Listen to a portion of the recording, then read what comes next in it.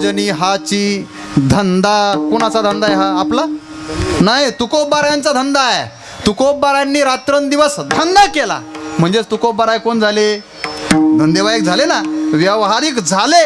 पण त्यांचा धंदा आपल्यासारखा घेण्या देण्याचा व्यवहार नाही. त्यांचा धंदा एकच, गोविंदाचे पवाडे, भगवंताचं नामस्मरणार्थात भक्ती हा त्यांचा धंदा आहे.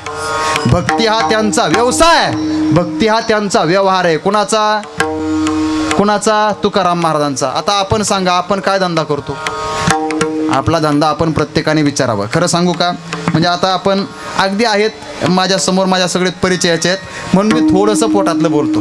आमचं काय झालंय, तुकोबारायांनी व्यवहार म्हणून जे केलं तो सुद्धा परमार्थ ठरला. तुकोबारायांनी व्यवहार म्हणून जे केलं तो सुद्धा काय ठरला? परमार्थ.